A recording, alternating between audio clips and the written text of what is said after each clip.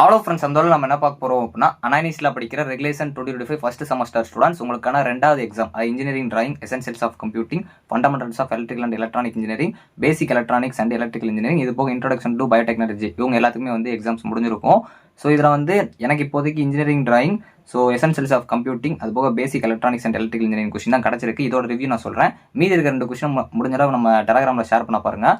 So first வந்து essentials of computing இந்த question பொறுத்த வரைக்கும் நம்ம கொஸ்டின் நீங்கள் ஃபாலோ பண்ணிங்கன்னா எல்லா கொஸ்டின் அட்டன் பண்ணிருக்கலாம். 15 மார்க் மட்டும் கொஞ்சம் கஷ்டமாக இருந்த மாதிரி இருந்துச்சு. மித்தபடிக்கு நீங்கள் நம்ம கொடுத்த எல்லா கொஸ்டின் கவர் பண்ணியிருந்தாலும் அந்த 15 மார்க் ஓனாவே நம்ம யோசிச்சு எழுதிருக்கலாம்.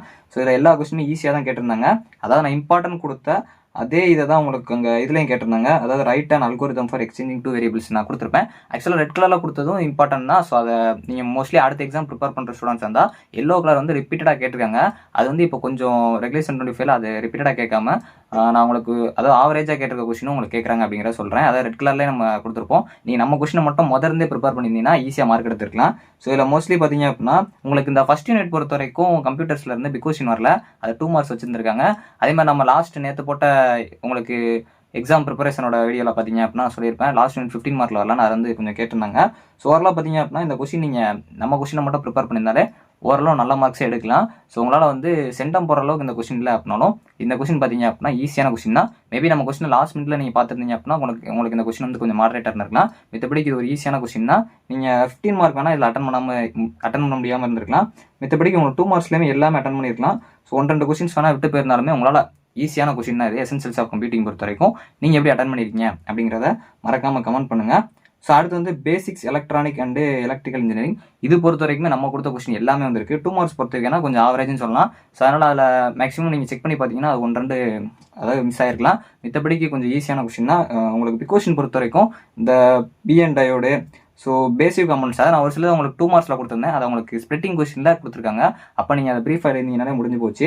ஸோ இந்த இஎம்எஃபிகேஷன் ஆஃப் ட்ரான்ஸ்ஃபார்மர் தான் ரிப்பீட்டட் கொஸ்டின் நம்ம சொல்லியிருந்தோம். எல்லாமே நீங்கள் வந்து ப்ரீவியஸ் இயர் கொஸ்டினில் தான் நான் கொடுத்துருப்பேன். அதனால் நீங்கள் அதை படிச்சிங்கனாலே போதுமானது. ஸோ ஃபிசிக்ஸ் கொஸ்டின் அளவுக்கு இது வந்து ரொம்ப கஷ்டமாலாம் கேட்கல.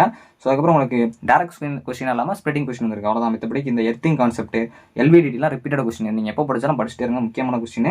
ஸோ அதே மாதிரி 15 மார்க் பொறுத்தவரை கொஞ்சம் நம்ம எல்லா எக்ஸாம்லையுமே வந்து எல்லாருக்குமே எல்லா ஸ்டூடெண்ட்டுமே கொஞ்சம் 15 மார்க் கொஞ்சம் இதான மாதிரி இருக்குது. அதுவும் நீங்கள் எல்லாமே கவர் பண்ணிங்கன்னா அதை வச்சு ஓனாக எழுத முடியும். ஸோ அதனால் இது ஈஸியான கொஸ்டின் தான். அதாவது நம்ம ஃபிசிக்ஸை கம்பேர் பண்ணுறப்போ இது ரொம்ப ரொம்ப ஈஸின்னு சொல்ல முடியாது. ஆனால் ஈஸியான கொஸ்டின் தான்.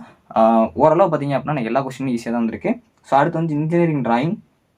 ஸோ இந்த கொஸ்டின் பொறுத்த வரைக்கும் உங்களுக்கு மோஸ்ட்லி நம்ம கொடுத்த அந்த டாபிக்ஸை நீங்கள் ரெஃபர் பண்ணி நிறைய கொஸ்டின்ஸ் ப்ராக்டிஸ் பண்ணியிருந்தீங்க. நான் வந்து ஒரு மாடல் கொஸ்டின் பேப்பர் கொடுத்துருப்பேன். அதை நீங்கள் பார்த்துருந்தீங்கனாலே போதுமானது. கொஸ்டின் ரொம்ப பெருசாகவும் கேட்கலாம். உங்களுக்கு கொஞ்சம் அண்டர்ஸ்டாண்ட் பண்ணி எழுதுற மாதிரி தான் கேட்டிருந்தாங்க.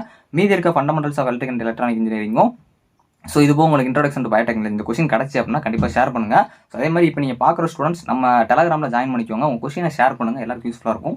இந்த ரிவ்யூ உங்களுக்கு யூஸ்ஃபுல்லாக இருக்கும். கண்டிப்பாக அடுத்ததுலேருந்து நம்ம சேனலில் பார்க்குறீங்க அப்படின்னா அந்த எல்லோ கலர் ஷேர் பண்ணது போக அந்த ரெட் கலரையும் பார்த்துக்கோங்க. ஏன்னா உங்களுக்கு ரொம்ப இம்பார்ட்டன்ட் சொல்லி கேட்கல, அவங்க வந்து இம்பார்ட்டனே கேட்குறாங்க. அது வெரி வெரி இம்பார்ட்டனே 1-2 இதுதான் கேட்குறாங்க. அதனால தான் சொல்கிறேன். மோஸ்ட்லி இம்பார்ட்டன்ட் பார்த்தீங்கன்னாலே போதுமானது. ஸோ இன்றைக்கி உங்கள் கொஸ்டின் எப்படி இருந்துச்சு அப்படிங்கிற மறக்காமல் கமெண்ட் பண்ணுங்கள். மோஸ்ட்லி வந்து ஈஸி தான், ரொம்ப ஈஸி கிடையாது, ஆனால் ஈஸி தான். தேங்க்ஸ் ஃபார் வாட்சிங்.